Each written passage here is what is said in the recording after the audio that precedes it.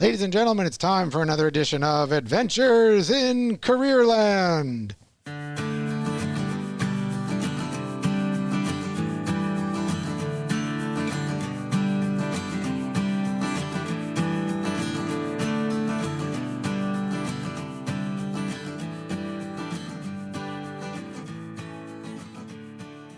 Hi, everyone. I'm your host, Adriano Magnifico. I'm the career consultant at the Louis Riel School Division in Winnipeg, Manitoba, Canada, the world. And we are broadcasting live from the Louis Riel School Division Arts and Technology Center Broadcast Media Program Studio. And this is the first time we've done this in a while because of COVID. So we're in an actual studio. If you hear little rustles, those are our masks working with our tongues and lips to ensure that we're all safe. So really happy to be here back in the studio with our Crackerjack team of producers, Zoe Kruzik. Zoe, how are you doing? I'm doing okay. How are you? I'm good. And of course, my ubiquitous question is, how's the COVID thing going for you? It's fine. It's fine. It's fine. Grade 11 kid from Pointe des Chênes, St. Anne, Manitoba. She's our French speaker here. So if anyone... Akira, you're going to break into French? She understands. You're not going to get she understands everything that's going on here. And of course, Akira Sakaki from Windsor Park, the Windsor Park Collegiate in grade 12. Zoe's in grade 11. Akira's in grade 12. How's it going for you, my friend? I'm doing well. How are you? I'm very good. How's the COVID thing going for you? Getting a little tired of it? Yeah. I'm kind of eager. I want to get my second vaccination, but I'm too young still, so... That's right. I just signed up for my second vaccination. I think I made a horrible mistake. I'm getting mine in a month. And somebody said, oh, if you went online, you would have been a lot faster. So, yeah. Idiot. That's me. But that's okay. I'm still going to get it. And happy to do it. Happy to be a part of the public good. I think that's an important thing. And I'm glad you guys are going to get vaccinated. So tell me, your program's coming to an end. You are students in the broadcast media program. So tell me what you've been doing this year. Your year's coming to an end. Is it ending shortly? And what are you doing to clean up right now? Well, we've actually finished all the work we need to do for the year. So we're dedicating the rest of the time to production. So on-air productions, such as like a game show we're doing right now. So the idea is that we'll be running a game show from the studio, and we'll have some guests call in, and then we'll kind of do like a Jeopardy-style game show with them. So that's what we're working on right now. Yeah, that's exciting. Are you doing that too, Zoe? Yes, I am, but I'm not in the technical part of it like Akira. I am actually the host for the game. You're the host for the game show. I am. So you are the Alex Trebek of this game show. Do you know what that is? Sure. I don't know who that is. Jeopardy, for crying out loud. Every time I talk to you guys, I feel like I'm 100 years old. But this guy just passed away, and they're auditioning all kinds of new people for Jeopardy. You've heard of Jeopardy, right? Yeah. Okay, so they're auditioning all kinds of new people for Jeopardy. So, Zoe, this might be your chance. They're looking for someone. Are you waiting by the phone for this? No. Okay, good. Thanks, Zoe. Anyway, we have a special guest today. Holy cow. I think this show is going to be, it's going to be one of our best. It's going to be a doozy, actually, because we have with us a former student of mine back from the 1930s. No, from 1994, graduate at River East Collegiate. She was in my advanced placement program class, Tannis Hogue. And Tannis Hogue has such a crazy life that she's led, and we want to learn more about it, and we want to make sure that you get a really neat picture of who this person is, what she was thinking about when she was a kid like you guys, kids, young high school students, and where she's wound up and what her plan is. This is an amazing person. So Tannis, welcome. How are you? Oh, I'm good. I just love hearing you with Akira and Zoe, and I just think it's amazing, the program and what you guys are doing there. Well, you know what? This is a really neat program in Louis Riel. This is one of the gems. In fact, Tannis, if they had a program like this when you were in high school, I think you would have jumped all over it, because for much of your life, you were in those kinds of environments where you were doing personal branding for people. You've been a life coach. You worked in radio. You've worked in, you worked at Thermia of all places. So I think you would have jumped all over this. Tell Akira and Zoe, tell Tannis a little bit about what you do in this program. Well, I guess the idea of the program is to get some skills for radio, television, broadcast media in general. So this semester specifically, we've been working with like all the Adobe Suite software, so Audition, Photoshop, Premiere Pro, After Effects, all those kind of like softwares that are used to edit after we film something. And then we've also been working on like radio. So we have a radio studio here that our students would actually be live on the radio talking and introducing songs. So we did that and we just wrapped that up. And just a little bit of like what we're doing now, which is like the live kind of broadcast portion of the, I guess, the program, which is like the game show, and we'll be controlling the game show live. So that's kind of a little gist of what we're doing this semester. That is so fascinating. And I think it's amazing. Some of the best content, media content I've seen come out in the last decade has been from people who are between the ages of 12 and 17 years old. So I just think that's incredible. I'm sure it's going to be gangbusters. Well, I think you would have been all over this, wouldn't you? Yeah. In a heartbeat. Especially if you were involved. I always say you're like Seinfeld. But before we knew who Seinfeld was when I was in high school, but like I just always connected with you as a person. And when I knew you, you were my English teacher, and I loved English, loved words, fell in love with language. But I always saw you as somebody in the school who connected people, like told them who they were, showed them their potential, much more than what happened in that English class. So it makes tons of sense to me that this is something that you'd be doing. But yeah, you bet I would have been all over it. I think it's important what you do. Well, that's nice of you to say. I think you're exaggerating a bit, but... Well, you're paying me. Well, that's right. Yeah, I'm paying her big dough. Yeah, the money's flowing. Yeah, the e-transfer is happening even as we speak. It's just money coming in and out of her wallet. No. So tell me, now when you were in high school, grade 11, think about this. And I've invited you to ask questions of some of our Gen Z kids in here. Kids, students. I hate to call you kids. Goats have kids. People have children. We all know that. Although, anyway... I'm very interested about what you were thinking when you were in grade 11 sitting in those pews in high school and those teachers were there. What was going through your brain about what you think the future held? This is so interesting you asked that, because I was reflecting on this for this interview, and I was thinking about how I wanted to go into journalism, and I couldn't wait to get my bum out of high school. I wanted to be out there in the world.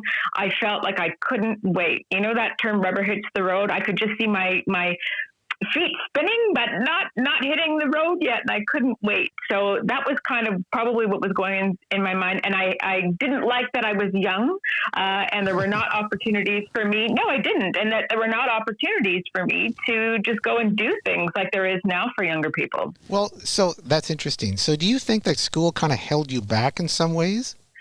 100%. That is absolutely how I felt, except where, there were places where we could have discussions, like youth parliament. I was part of youth parliament, and that was a wonderful, wonderful way to feel connected to government or politics. That's one of the things I was interested in at that time. Anything, where I could get connected to volunteer, I could be around people and learn some things. Like I did a lot of that at that time because I was just counting the minutes literally till graduation. You know what? It's funny you talk about youth parliament. I connected a student to youth parliament a couple of years ago, and he came out of that experience and said it changed his life. It was just... I don't doubt it. It's amazing. So you were already looking past high school while you were in it, because high school really doesn't close you. It's a surreal experience, right? Once you get out, then you go, what am I in here right now? Unless you do some serious reflection and thinking in high school, and we don't do that. We spend so much time finishing the courses, and we don't spend time reflecting on what those courses are and how they connect to us and why they matter to us. So I'm interested. Youth Parliament was one. What other things did you try to do in high school that connected you to the outside? This is going to sound terrible, but it's a big connection to the youth parliament thing. But I didn't really tell them how old I was, and I joined every political party and volunteered for every single one of them so I could find out what I believed about politics without my parents' influence. So that was one thing. I think I said I was 16 when I was 14 because you had me to let you in. But anyway, outside of that, I was involved in all different kinds of groups. I remember volunteering for Manitoba Society of Seniors. My dad had worked with the city of Winnipeg at that time. So there was lots of rec programs that I could volunteer with before I could become part of them. So I did a lot of different things in the city where I could just work with all different kinds of people, just like anything. And I'm a really hyper person and a kid. I was that way too. So anywhere that I could just learn, where they would take volunteers, like if it was a bit interesting and had to do with people, I just wanted to learn about life by experience and not just watching television. Well, I'd like to watch television. I still remember the Captain and Tennille show. I love that show. I ripped that show. It was great. I think if you're concerned about sounding like a 100-year-old, you should not talk about references from the 20s. I know, but I can't. I mean, I can't. What do you want to talk about? Jay-Z? Come on. No. All right, but that's okay. So when you left high school, and were you choosing courses? Were you choosing courses that were trying to connect you, or you thought this would be a good course for me, or were you just going through it and thinking, got to get my credits out of the way and get going? I'm going to be a little bit vulnerable and tell you that there was a family situation, and I know that my dad wouldn't mind. We've talked about it before, but I actually wanted to go into the journalism program at Red River, and I had been accepted, but my dad needed me to have a university degree, and he wouldn't help me out financially, and he actually wouldn't permit me to go do that. Because he said, I don't care what you do, you need to get a university degree first, because university teaches you how to think. And I have to tell you, the moment I stepped foot on the University of Manitoba campus, I went right to the radio station that they were relaunching, UMFM 101.5, and I said, I want to host everything. Teach me everything. So I got my courses, I did my marketing, did my English, got a rec studies degree, but I actually live, sleep, eat, breathe in the radio station at UMFM. I love that. You went to rec studies. I love that program. Yeah. What in the world made you choose rec studies? Well, because I had to pay a little bit towards my university and towards my education. And to do that, my dad was working at the city and he got me a job with recreation. Turned out I was running the camp, co-running the Camp Kildonan program at a Kildonan Park there. And I loved it. And I ran all kinds of programs. And my dad said, well, what are you going to go do in university? I said, well, all I want to do is be a reporter. And that's what I wanted to do at that time. I wanted to tell the truth. I wanted to do documentaries, that kind of thing. And okay, if you're not going to pay for me to do that, I guess recreation studies, because that's the job that I'm in. But in my mind, I'm like, I will find a way to be a reporter and be in journalism. But that's a very cool choice you made. So I bet you that choice turned out to be okay for you, though, didn't it, overall? Absolutely did, because I ended up majoring in marketing. I ended up majoring in film and in English, but the majoring in film and marketing part would actually help to parlay some things that I absolutely loved in my career moving forward. So, it's not all for nothing. I always say it's like the GPS. When you go the wrong way, does it not redirect you? It redirects you, right, on your path where you're supposed to go. So I think things happen for a reason, and it's not all for nothing when some of these things we consider to be setbacks actually are the things that were meant for you. I like that. Use the GPS metaphor. She's an English student. Do you guys get that? Yeah. Okay, good. I'm just wondering. I don't want your education to fail you.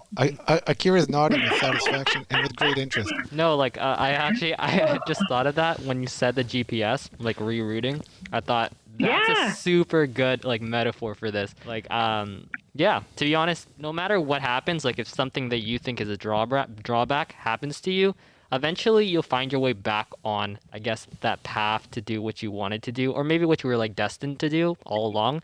So I really like that metaphor. That's a sweet metaphor. Akira, I'm right with you. I think that things choose you. I really, really do. And I have a slew of people that I mentor, but I also have about 8 different mentors in my life for different compartments in my life. If you think of the Trivial Pursuit game piece with all the little pieces and the colors, I have a mentor for each of the colors parts of my life. But one of them just said to me when I have just made a recent career move, and when I was actually just hanging out with these people, asking them questions, asking them to speak into my life, what they thought. She said to me, I really believe this next time it's going to feel like the most natural thing in the world. And sometimes she's like, because I'm a go-getter, and she's like, I just really think you need to stop and that it's going to come to you and it will feel like the most natural thing in the world. Yes. And she said, and why wouldn't that be something that the world needs? And, when it's organic like that. Does that make sense? Oh, it does. You know what? that really makes me think too of a quotation. I think it's from Nathaniel Hawthorne. Life is like a butterfly. The more you chase it, the more it eludes you. And then when you turn your attention to other things, it comes and lands gently on your shoulder. And that's kind of, that's a cool line just about sometimes you're too busy searching for what you think you want when you just have to go experience, and what you're looking for will appear. And I kind of like what you said there. Like there's a bit of a happenstance quality to what you're talking about, I think, about you just have to do and meet and ignite possibility for yourself, and it will take you in directions. I always think that. I like that you talked about you have this master group.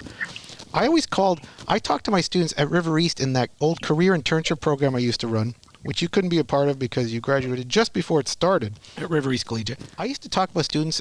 It was a Jack Caulfield principle called the master group. And what he talked about was you should get a master group in your life. So I wonder, when I look at Zoe and I look at Akira here, it meant as a young person, begin to kind of collect the support group of people who will tell you what you need to hear, not what you want to hear. And I've had that group. I have this 5 or 6 people in my group too, where we have conversations, we go for coffees. The coffees are always like 3 hours long, Tannis. So you have this collection of people in the same way, right? You have a master group, as Caulfield would talk about. I do.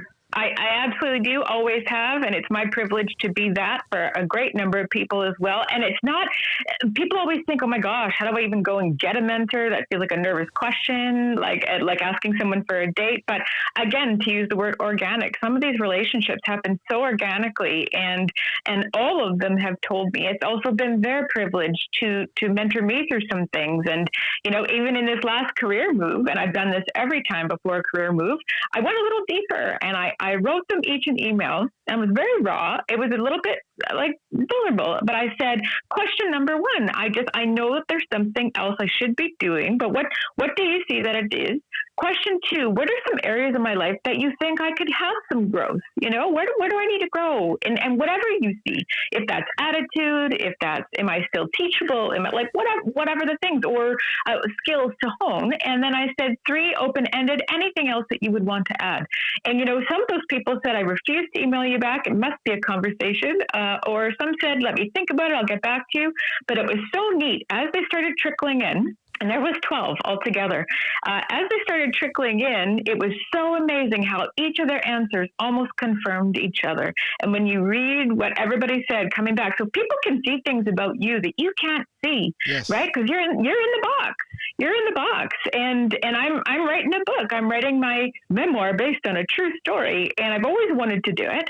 And there are some people in my life that I've connected with recently. And I just said, hey, would you be someone who would read some of my pages and like give me real critique? Like I want real feedback, right? Well, that's amazing. So when I look at you young guys, young folks here, I just think, what do you think of the concept of a master group in your life? Honestly, I think it's super important because if you think about it, the amount of time that you can waste trying to figure out something that other people would be able to tell you, I think it's important to have those people in your life that will tell you things straight. Like they won't sugarcoat them. They won't tell you what you want to hear. They'll tell you what you have to hear. And I think those kind of things will really help you decide what to do and like how to, I guess, improve as a person. So it's kind of interesting to think like, yeah, you can't see those things about yourself, but other people can. And if you surround yourself in a group of people who are willing to tell you those things, it'll really like put you ahead. Now, did you think about this before this program, or are you just kind of doing the program? Because when you're immersed in it, you're not thinking of this, right? Like, and I like what Tannis said. It's kind of an organic thing.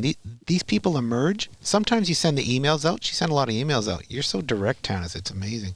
But some people just organically find these people. And for me, it's been an organic thing, doing all those internships and, you know, the thousands of people that I've met and connected on internships and job shadows and all those kinds of things. Organically, we develop relationships, and these are people with whom I can speak a lot about different things. It's fascinating. What do you think, Zoe? Master group. What do you think?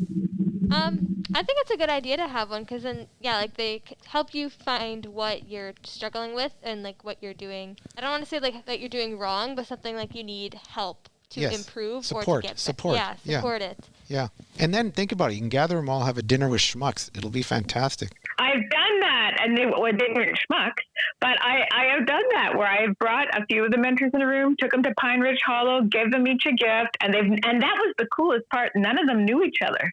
Yes. So they're like, why? It was like a secret masquerade ball invitation. They all showed up. We had this beautiful table upstairs. I will never forget it because I was pregnant with twins.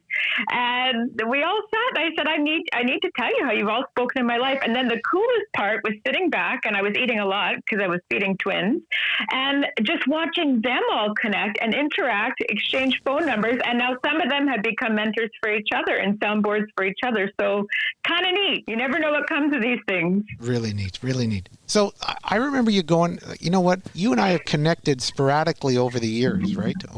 Yeah. And it's quick. It's like a half hour we chat. And one time I recall you brought the twins. It was so cool. And we met at Starbucks once. It was so neat to see the kids. Yeah. But now I'm thinking, okay, talk a little bit about when you left high school. You're a gamer. You want to get into reporting, but you got to go to university. You're working on the rec degree. What were the first jobs you had, and what effect did they have? What were those first ones though? The very, very first job I ever had was a Winnipeg Free Press newspaper carrier. And what I did with that was I saw a friend do it, and she when she would go collecting, she would hand out her babysitting flyer. They knew that they could trust her as a newspaper carrier. If she brings the paper by 7:40 a.m., we can trust her. And she doesn't pull the bag on our grass and wreck our grass, we can trust this girl. And she used to clean up. So I had a route next to hers, and I did the same thing. So we had the free press thing happening, and then I cleaned up on all the babysitting jobs. And it was like... So you stole her jobs. You have this ruthless streak in you. No. I like that. Absolutely not. I took the neighboring route. Hey, no, just wait, it gets better. I took the neighboring route, and then her and I said, oh, wait, why don't we if we join forces, let's get 4 routes together. You might remember her. Her name was Janice Lowen. And so we got 4 neighboring routes together, and then we're like, one of us can always babysit. And if we go together, I'll do this side of the street, you do this side of the street. And then she had this Arabian Husky she used to walk for the senior couple.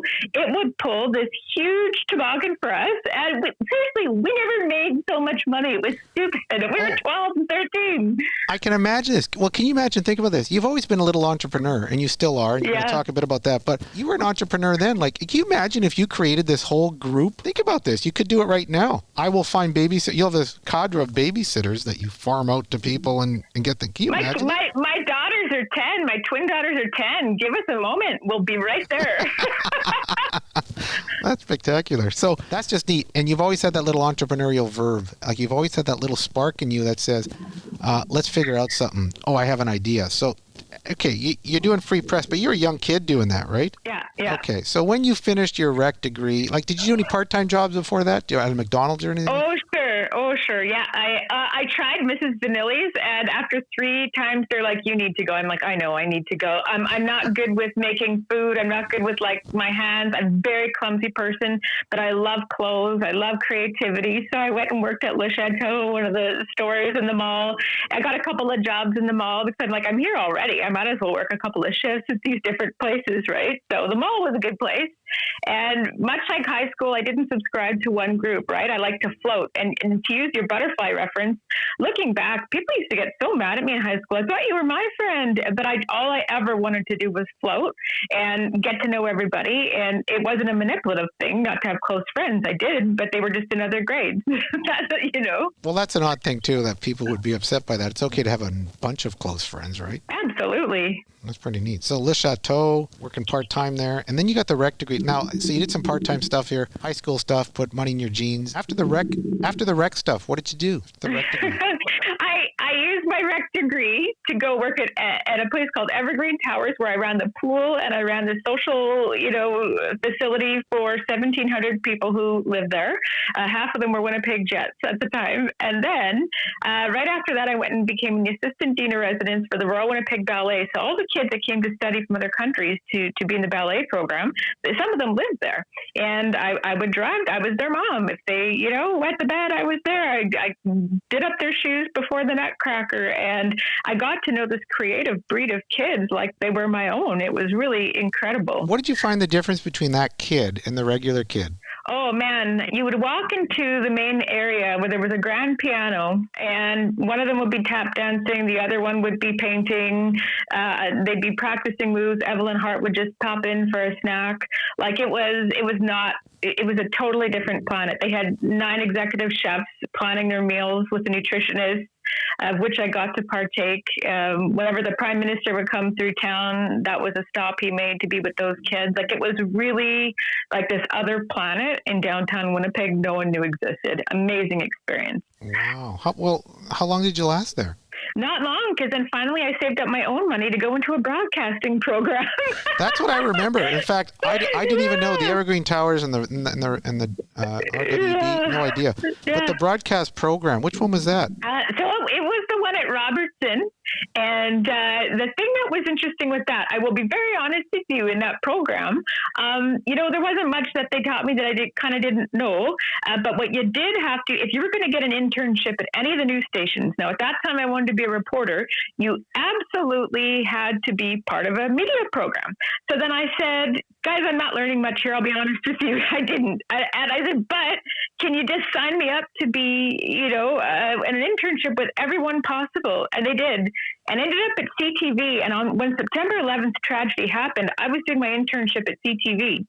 And it was crazy news day. A lot of people didn't even know what was happening that day. And they said, look, you're not unionized, but you can go out and tell stories with the CTV microphone, and you can get the stories. You just can't be on camera. So go do whatever you think. And I got my little rust bucket, and it was the most exciting day I ever remember in my life. Oh my gosh. The 9/11 day, that was incredible. I remember that day at River East, and was on our computers.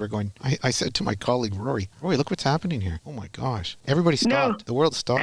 Amazing. And I was working at the RWB at that time. So in the morning, when that second plane went into the building, we had kids from New York in our program, right? So there's the consoling thing that's happening. CTV calls, said, we need you, go gather. And you know what I thought to do for 2 stories? One, I went right to the military base, and there was a whole bunch of soldiers that were running outside. And I said, do you know what's just happened? I interviewed. They're like, no, we've just been called to hear a major announcement. And I started being the one to tell them. And they were like, giving me profanities, like, who's this chick? Like, whatever. And they would learn it was true. But then I thought, I've always been very passionate about what people believe and all the different belief systems that are out there. So I thought, I'm going to go to the Hindu temple. I'm going to go to a church. I'm going to go to all these different places of worship and different religions, and I want to know what they all think about what this means. It was riveting. Oh, I guess so. And especially, were you the one breaking the news to them, or were they aware? Yeah, in some cases I absolutely was, because it was still like 10:30 in the morning, and some people hadn't seen the news yet. Wow, it was in the morning. I remember that. Oh my gosh. So you got into CTV. What else? You said they threw a number of internships. Where else did you go? Because these guys, I'm thinking of Zoe and Akira here.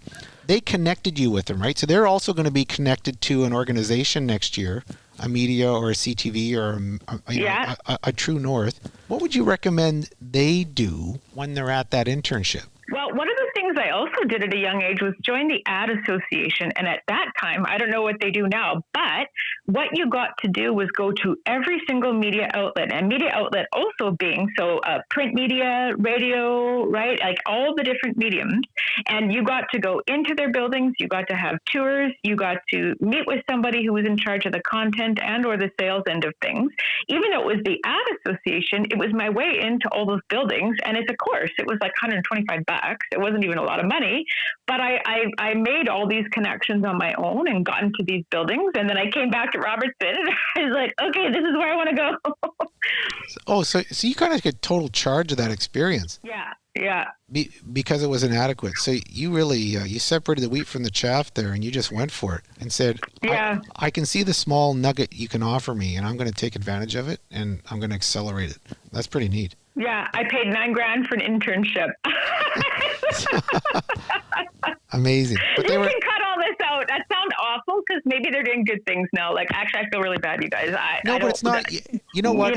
It's funny to talk about it, but it's interesting that internship probably led you to all of this kind of possibility. Like, this is and this creativity in your life that you never would have had. Okay. You're actually right. And I am going to tell you one thing without saying a name. The news director at that time at CTV, they actually were going to connect me to a job in either Prince Albert or Yorkton as a reporter. But then what happened was, and this was in and around the September 11th, it's either right before or after, I remember them telling me, this is the spin on how you're going to tell the story. And it was the news director at that time. And I'm not saying it's true for all news outlets at all. Absolutely, I'm not saying that. But there was something I became allergic to, the synthetic nature of, you're going to tell me the spin of which I'm going to tell the story. I don't know. I was repulsed. I was like, did not want to be a news reporter anymore if you were going to tell me how to spin the story. Yeah, instead of letting the story organically emerge, they were telling you how to already write that story. Oh, it was really gross to me. And maybe that's how it rolls in many places. Like, I don't know, it doesn't matter. But it was honestly in that internship that I was like, oh, actually do not want to be a reporter. I do not want to do this. So that's a key moment for you then, Tannis. That's a key moment it was. Yeah, it was. You're right. Like, would you say that was a turning point moment for you in this? Yeah, 100%. Okay, so how did you pivot then once that happened? I actually was a little devastated and crushed, right? Because I was thinking, here I am, I saved my own money, now I'm going to go do the thing I want to do. But then right after that, I loved old jazz music. And there was a station called 1290, it was old, 1290 CF, no, Starlight. That's what it was. And I said, you know what? I'd love to go and get young people excited about jazz again. So I went to the program director. I made like a tape. I went to the program director and I said, I want to do like a biography for radio, but I want to get the young people involved for Starlight. And he called me and he said, this is amazing. We have no money for you to do this, but we thinking you'd be a good promotions director. You can do some on air. You'll work with all the movie companies, the music companies. You'll work with our sales team. You can develop contests. You can, all your creativity that you have, pour it in there. And then they showed me how much I'd be paid and that I'd get a station vehicle. And like, I was working there the very next day. That's what I seem to remember you. That's when I see when you started in the radio gig and you were a promotions person in radio. So how long were you there? I started, I was like a hostess. So in my whole time there, I was like 9 or 10 years. And it was the way you fall in love with a person and want to marry a person is how I felt about that job. I finally felt like I met my people because there was 3 radio stations there, but then 1290 ended up becoming, CFRW. It was like oldies. There was talk, there was news. 99 Bob FM was there. It was new. It was a new format. It was booming all over North America. And we were the first one. So exciting time to be there. And then we had all these affiliates as the media outlets, TV started to buy radio and all those things. So then I had a regular, on City TV, I was a regular person on there weekly. So it just, I don't know, it was exciting and thrilling time. Wow. So now you leave that. What's next? Well, I had met every single nonprofit, all the local business owners and all that. And some of them said, it's really too bad that you weren't doing this promotions marketing thing on your own because we could really use someone. And there was a mentor that I had at that time named Rob Glennie, and I don't know if you know him in your travels. Wonderful guy. He actually invented Buzz and Boomer. He worked for one of the first ad agencies, Palmer Jarvis. He took one of the first courses at Red River for graphic design, and for some reason we had connected through clients, and we used to meet at Earl's on Main once a week. I'd buy him supper, and he would just tell me how to put together my company and gave me a totally different model for starting a marketing, branding, and communications company. So I didn't need to be a big ad agency. He showed me what I could do, how I could structure it. And I kept that company for 13 years and I still have it going. Not that I do much with it.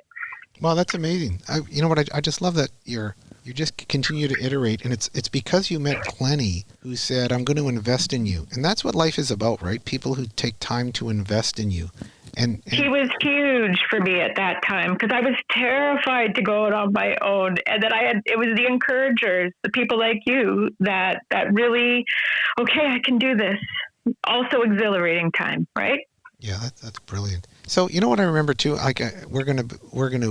We could talk for a long time here for the full afternoon. I know. But we're gonna have to get and then I saw you were doing this, and I saw you, and then your name would pop up somewhere, and I'd see you're the general manager of what's that spa? What's it called?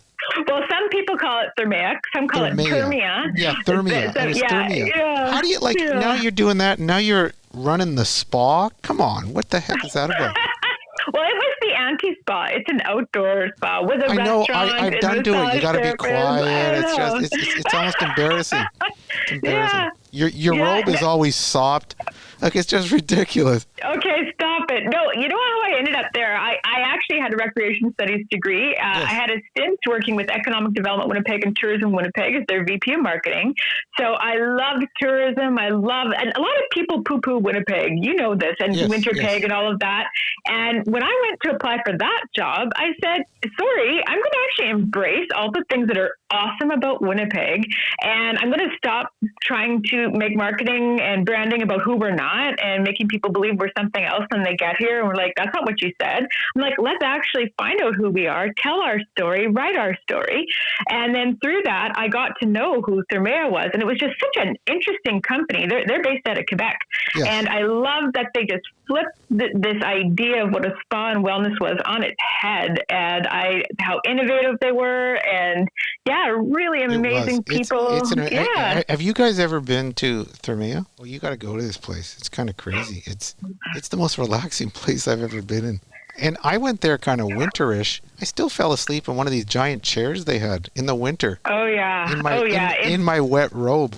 Like, I'm still recovering, but it's an amazing place. Let me ask you guys, what do you think about Winnipeg? Is this a place? What's your perception of Winnipeg, you two? That's kind of weird. Like, I don't know how to feel because I'm naturally from South America, so I don't handle the cold. You're naturally from South America. Well, I mean, my family's from South America. Like, I immigrated here when I was young, and I don't like the cold. So for me, it's brutal during the winter times. We try to escape to a different country, but you know where you escape to? Thermea.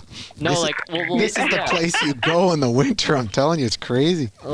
But I love Winnipeg as a whole. I think it's a great place to live. I think it's really calm. It's very peaceful. I know it's a city, but it almost feels like a town to me because it's just very relaxing. Nothing bad happens in Winnipeg. Well, okay. Kind of thing. I don't know. Maybe. And Zoe, you don't even live in Winnipeg. So what's your attitude about it? I like Winnipeg. I like being in Winnipeg. I prefer it to being out in the country and stuff. So is this something would you rather live in a major metropolis or is Winnipeg? What do you see as the big pluses for you then? I'm not really sure. Okay, no, it's something to think about. You guys are just figuring it out right now. But I just wondered because Tannis is right. There's always been a perception of Winnipeg. We try so hard to tell them how great we are. And I like Tannis's attitude. Stop. Life is like a butterfly. Stop chasing it. Just do great things, and the greatness will come. It will land on your shoulder. And it's an interesting way to live your life. And your own marketing piece. How did you go about getting clients then? I'm curious about your marketing and branding company. Well, honestly, it was the 5 clients that I already worked with at the radio station because I did the promotions with them, right? They would buy airtime, and then could we get a promotion with that? And then I connect them to the latest Sheryl Crow concert or whatever. And they said, man, we'd just love to have you on staff. And then Glennie was the one who was like, you could have 5 different clients, put them on retainer, just see the pieces that they want and help them though discover who they are. You're really good at telling people stories and who they actually are, and kind of the Simon Sinek model before it came to fruition. Stop trying to connect with the people who already believe what you believe, right? Yes. And so I just found my own little niche, and then it just took off. My first client was actually the Winnipeg Convention Center, and working with one of their events. So I still have my very first paycheck from when I had my own company. I still have that in a little frame somewhere, and I ended up doing all kinds of things with that. It was wonderful, from speech writing to it just kind of grew, Well, that's amazing. So the entrepreneurial thing. Now, we're going to get, I don't want to go that much longer, but there's a couple more things I want to ask about because, again, things pop up about you. Because if you want to connect with Tannis, you guys, just watch her on LinkedIn. Some of the things popping up, and I'm just going through LinkedIn, and I'm thinking, what is this, Tannis? She's become a pastor? What the heck is that? And so then I heard the angels, hallelujah. hallelujah. And I thought, what the heck is going on here?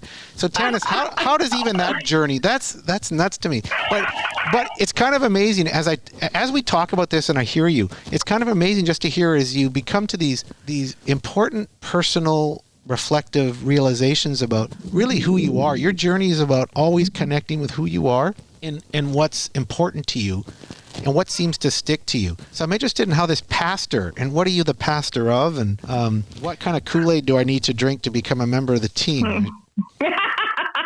Oh, I love how you put it. Yes, I've just accepted a role as community life pastor with Anchor Point Church, and it's based here in Winnipeg, although we have affiliate churches in Canada, in France, and some different places. And exactly what I said a moment ago, connecting to people who believe what you believe. Now, there's a whole bunch of life experience we haven't talked about today where I've had a spiritual journey that has been tangible and real and undeniable, and I've had a lot of people speak into my life on that front. But you and I talked about this before. Very much like you and what you do, you've always been able to take someone aside. It doesn't matter who they are. Say, you matter. You have value. Let's find out about who you are, what your potential is, and how do we get you to the best version of yourself. Now, I happen to believe, for me, that part of that is also connecting with what you believe. And for me, I'm a praying person. You know, there was a very pivotal time in my life where God was a big part of it, and part of healing a big part of some painful things in my life. So because he became so real to me, and I people are all on their own different parts of the journey, and I have no judgment about any of those things. But for me, it's something that was life changing for me, my spiritual walk. So my husband and I, and our family, we came and joined Anchor Point a few years ago, and we're like, whoa, like they already believe what I believe about how to care for people, how to love people. They're non-denominational. Mm-hmm. So just really just love people from wherever they're from, love them where they're at. You know, like the mall, you go to it and there's a sign, and then you go to the map and it says, you are here. They're really good at meeting people where they're at, loving them. And I have seen people just blossom and grow and change. And I said, I want to be part of this journey about what they're doing. And the position was offered to me. Can you be the person that cares for people to help them be known? Because so many people feel so lonely. And I have actually a personal burden and passion for the lonely. And sometimes the lonely can be, and you know this, the most affluent, the person who seems like the highest leader, the smartest in the room. So my heart has always burned for the lonely, and all different, whatever lonely can mean. And sometimes the lonely means just not being known. So my real job is actually reminding people that they're worth knowing and helping them find the best version of themselves. And then also connecting them with groups, connecting them with each other, establishing community. And then there's a lot that Anchor Point does to care for not only its surrounding geographic community, but in Canada as well. We have a really passionate leader, Donovan, and he is also not from this planet in the best way. And he comes at things really different. So I was inspired. And like one of my mentors I just said before told me, she said, when the next thing comes, it's going to feel like the most natural thing in the world. And I read the job description, and all these things, my last 44 years, my mom even said, oh, you've been doing that your whole life. And I have friends out of the woodwork that have been like, oh, you've already been doing that. Now you're going to be paid for it. So that's the very short answer. That's pretty cool. You know what? And that's you know what? It's I'm going to say something weird, but it is when you get a little older, you start thinking about these things a little differently than when you're. These two guys are looking at me like I have three heads, but it is a little different when you get older, and you just start thinking. I don't know if you think of your mortality or anything like that, but there's times when you wonder about, what is all this about? What is it all for? So when you connect to your own spirituality, you just get involved in this inner dialogue with yourself. That's really, really interesting. It's really amazing. And it brings this depth and breadth of light to you sometime. That is cool. So I can, that's what's beginning to happen for you. It sounds amazing. And it just sounds amazing. And it just sounds like you're connecting to people and making a real powerful difference in their lives. Akira, did you have something in your brain there? I can see it. No, it's actually kind of funny because I'm just like at a loss for words. Like I'm trying to think how I'm gonna word this properly, because we've done a few of these now, like a few of these podcasts, like since the beginning of the program here this year. But I feel like I just And like doggone it, I want you to know I appreciate that. yeah, no, Okay. and I of course, and I love being here, but like I feel like we just interviewed 10 guests in like the time of like 45 minutes. Like I feel like I've just spoken to 10 different people.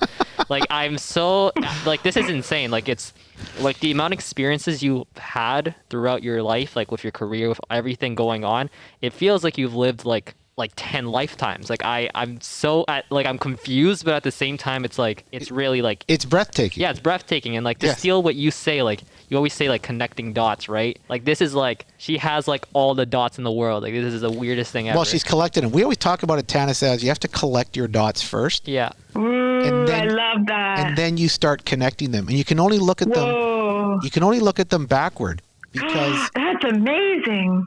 well, that's what we talk about. In fact, look, what does my shirt say, you guys? We have T-shirts for him, Tannis. I'll have to get you one. It says I connect. want one. the I dots. want one. It says Yeah. connect your dots. I'm wearing it right now. And it's the whole theme on the website is collect the dots and connect them. But you have to collect them first. And so what you've done has been the master collector. Like you've gone out and you've just done, experienced activity, meet, mentor, connect with, look at this, decide on this, think about this, reflect on this, get ticked off about this, move to this.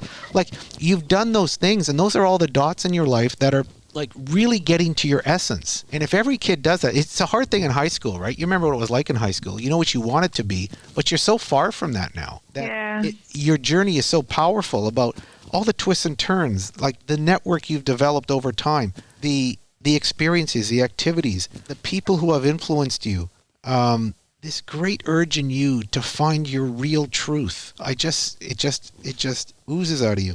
It's to look for your best self, and you've done it in an assertive way, but in such an energetic and kind of generous way too. Like you've been as generous to other people, I suspect, as they've been to you. Is that fair to say? I don't know, but I'm e-transferring you all that money back now.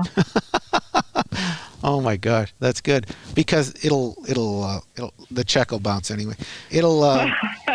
That's not how it works, right? Checks don't bounce in e-transfers, right? There's nothing. What happens when you don't have the money in your account for the e-transfer? It just doesn't work. It just doesn't work? Yeah, it just doesn't work. Like you can send it, but I like the old idea of yeah. bouncing things, right? You had time for it to bounce. oh yeah, and like skip you town. have a gap of time. You had time to skip Yeah. town, so it was a great thing in the old days. So Isn't technology. there like that movie about like I think Leonardo DiCaprio? He's a fake airplane pilot or Yeah. something. Oh, and Yes. catch me if you can! Catch me if you can! It's Catch one of Me my If You favorite Can. movies he of makes a all bunch of fake time. checks that bounce all the time. Yes, he's Great brilliant. movie. And it's like based Great on a real movie. story, right? Like he. Yeah, well, those were the Yeah. days. We used to do that all the time. I'm kidding. But it's the old check bounce, and you just love the metaphor, right? Bong. Where did that go? Anyway, it's all good. You know what, Tannis? If you had any cheap advice to give to, and I mean cheap in the most affectionate way, if it's possible, if you had any great advice to tell to a grade 11 or 12 kid sitting in the pew, taking the information, and well, I use the pew quite deliberately because you're now a pastor. Bah. What would you communicate to them? What advice would you give to them being a young person in formation, thinking about what the road ahead can look like? 20 things, but the thing right at the top that comes to me is don't be afraid to put yourself out there and be vulnerable and say, I don't know, but I do, but I want to learn. And you know what, people, you would be surprised. There is all kinds of time available for people to share what they know with you. And for that person in that moment, when you think you're annoying them or you're being annoying and you're asking that, oh, who am I? They're too busy for me or they're too important. Always someone will stop in that moment and just be like, wow, you also, Akira or Zoe, by asking that question to that person and anyone, you guys listening, you made me remember that what I did matters too. There's something actually really beautiful in a transference that comes back, and it is in the form of a blessing that comes back when people can impart their wisdom back. So actually, you just asking often is just as much a gift to that person as anything that they may impart in you. So go there, connect, and even if it's cold calling, go for it. Go for it. Anything you're wondering about, go for it, and just cold call. And even if it's like I don't know. I just watched this Drive to Survive Formula One racing show with my husband on Netflix. It's thrilling. I love it. I wanted to learn everything about Formula One racing. And then I was like, I probably will never race a car. It's interesting. But in my head, I want to start interviewing as well. I'm like, I want to interview 3 of the guys that hated each other who ran these 3 teams. I think that would be thrilling, right? Yeah, and I'm like, how do I find their emails? So I don't know. If something sparks your interest, just chase it. Chase it a little bit. Yeah, and that's an awesome piece of advice. And I really like that. There's something that comes when you ask them too. People like when they become the teacher. And that's part of the reason I've been a teacher all my life and stuck it out. There's a certain affirmation that comes from when they mentor that you guys can't measure quite. You think you're bothering them, but the affirmation that comes from being a mentor is powerful on their end too. So don't ever, and you know what? I've always felt that when I ask partners, hey, can you do an internship? Can you work with a student? They always say yes, always, unless there's something physically they can't do or they've had to downsize completely. But I've never felt a partner ever say, no way, I'm not helping.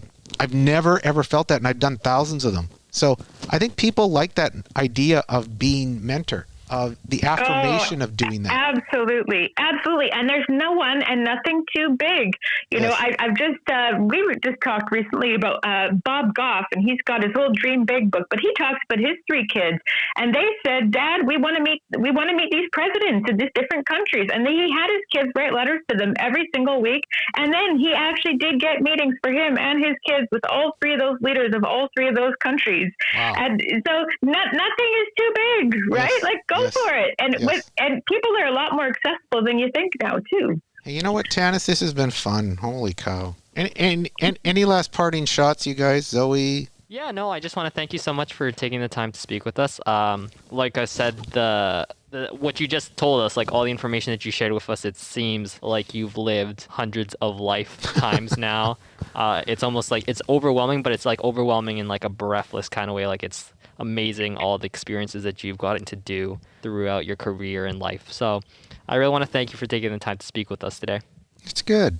Oh, thank you. What a honest, true, genuine pleasure to be here. And I want to keep an eye on this program, and even specifically you, Kira and Zoe, and what you end up doing. And just you're at such an exciting time in your life. And you're in COVID right now. Like, how is that going to change and impact you? And I hope that in your program somewhere you guys are writing about it while you're in it, or you're developing the content while you're in it, because it will never look the same looking back as when you're in it in some ways too, right? Yeah, do the reflection, you guys. This is a great moment, and these will be great talking points for you down the road with whomever you engage, right? About how you survived, how you iterated, how you created, and how you rose above. Those are powerful things to think about, and you're in the middle of it, and you're doing a great job.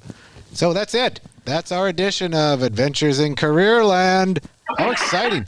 And I tell you, we had a doozy today. Tannis, Hogue, thank you so much for being here and sharing just, one-tenth of your life. We appreciate that. I know I've missed out most of them, but you sure filled the airwaves with amazing stuff and just an amazing sense of accomplishment, good humor. And I love that you talk about being your best self. And I look forward to these young people I'm working with, and I look forward to your connectivity with me down the road, and just watching you in action, Tannis, along with these kids. Awesome stuff. So that's it for today. Thanks, everyone. We'll see you next time on Adventures in Careerland. Be safe.